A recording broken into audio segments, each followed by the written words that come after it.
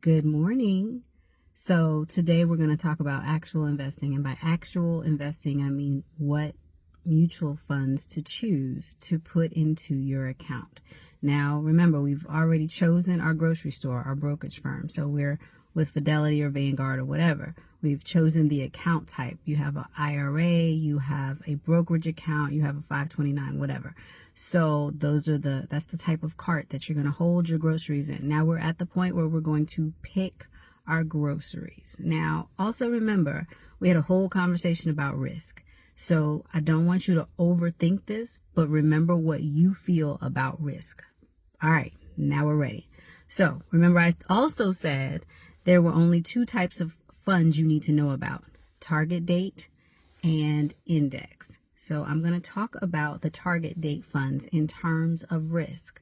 At this point, you know which brokerage house you're using, and you have probably looked up what target date funds are available. So you're going to pick your year based on how far out you have until retirement, and you're going to buy that target date fund. It has a certain cost per share.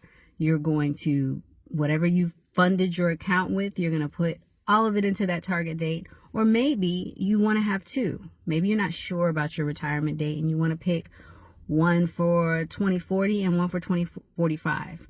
Cool. No magic to this. Maybe you just want to have it spread out a little bit. Cool. Target dates are going to reallocate based on how close you are to that date. So you will not ever have to touch it again if you don't want to. They're going to make it less risky as it gets towards that date. So target dates don't have to be reallocated. You don't have to go back in. So you may want a target date fund. Go for that. Good job. That's done.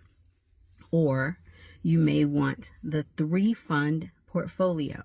So that is when you choose 3 index funds to diversify. So rather than having the target date fund choose your assets, choose your stocks, choose your bonds, do all that for you, the target date fund's doing all that, your 3-fund portfolio is just going to be 3 mutual funds that do the same thing that the target date fund does.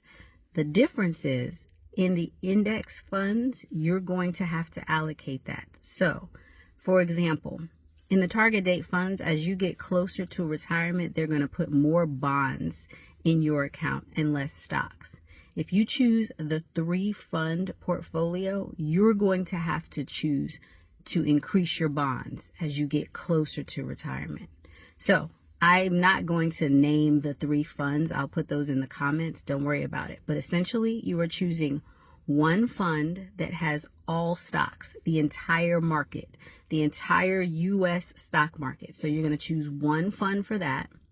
You're going to choose one fund for bonds because that's going to make it less risky.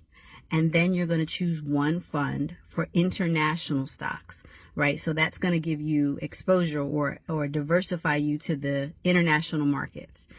Now, those 3 fund types, U.S. stocks, U.S. bonds, and international, is essentially the same thing that the target date fund is doing. However, you're going to have to increase and decrease at will.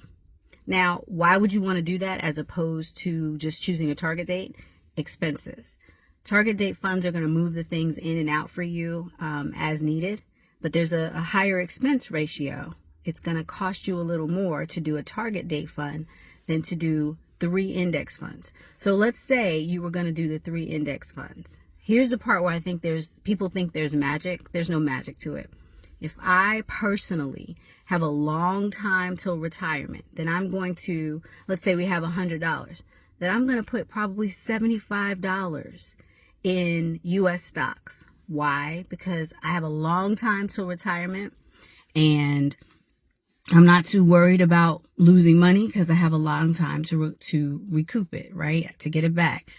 I might choose 10% international stock because I want a little bit of what's going on in the world, but not too much. And the remainder of it, I will put in bonds because bonds are safe. But remember, I have a long time to retirement, so I'm not so worried about safe.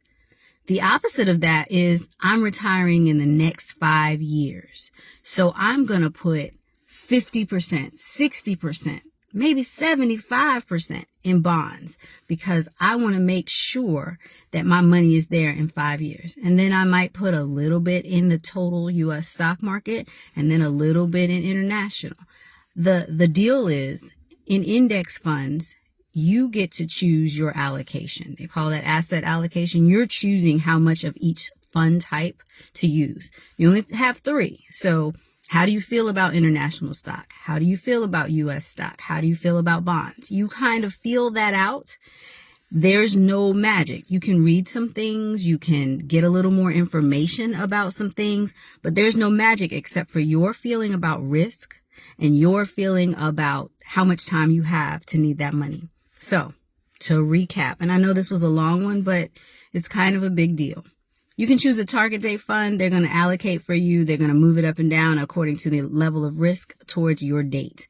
Or you can choose 3 funds and you decide how much you want to put towards stocks, bonds, and international. And just as an aside, you don't have to know about what's going on in the U.S. stock market. You don't have to know what's going on in the international stock market to be able to choose these three index funds and to decide how much allocation. There's no magic to it other than your level of risk and your time to retirement.